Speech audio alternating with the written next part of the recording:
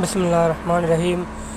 जी आज जो है वो हम डिस्कस करेंगे ये बहुत इंपॉर्टेंट एमसीक्यूज़ हैं जो कि हर पेपर में आ रहे होते हैं, like federal public service commission, Sindh public service commission, Punjab public service commission and so on and so forth. तो ये सारे पेपर्स में जो है वो इम्पॉर्टेंट है। तो ये करंटली जो सिंध पब्लिक सर्विस कमीशन के जो एग्ज़ाम्स होने वाले हैं सेकेंडरी स्कूल टीचर के लिए और हायर सेकेंडरी स्कूल टीचर के लिए, तो ये जो है वो बहुत आपके लिए जो है फ़ायदेमंद रहेगा।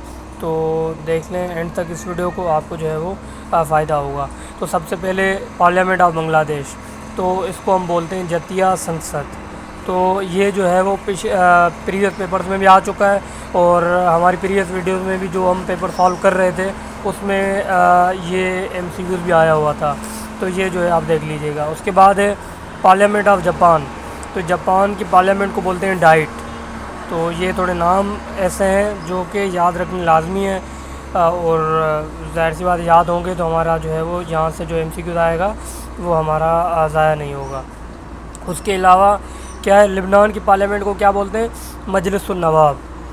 और डेनमार्क की पार्लियामेंट को बोलते हैं फोल्केटिंग।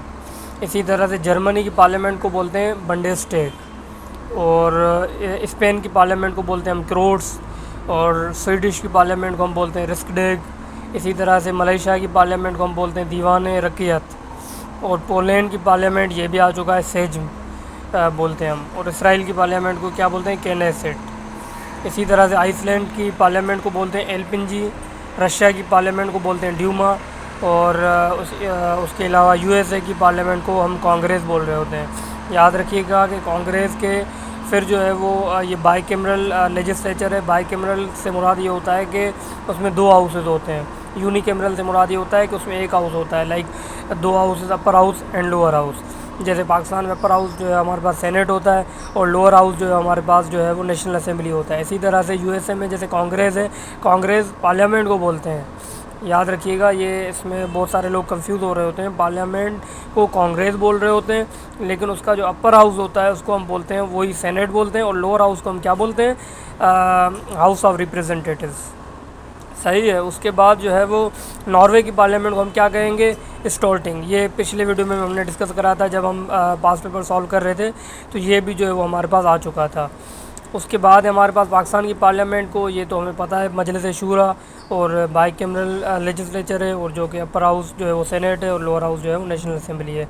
इसी तरह से नेपाल है। नेपाल में जो है वो नेपाल की पार्लियामेंट को क्या बोलते हैं हम, संघीय संसद। और इसी तरह से पार्लियामेंट ऑफ चाइना है, वो नेशनल पीपल्स कांग्रेस है और वो यूनिकैमरल है, एक ही हाउस है वहाँ पे जो कि नेशनल पीपल्स कांग्रेस ही कहला रहा होता है। तो ये हमारे पास जो है वो पार्लियामेंट्स के नाम है जो कि बहुत इंपॉर्टेंट है हर पेपर के लिहाज से। कोई भी जो है वो वन पेपर एमसीक्यूज़ प्रिपरेशन कर रहे हैं तो इनको लाजमी आप देख लीजिएगा। इनमें से आपका एक या दो क्वेश्चन होते हैं जो कि आप अगर इस वीडियो को देखेंगे तो इंशाल्लाह जो है वो आपके ये एमसीक्यू सही हो जाएंगे।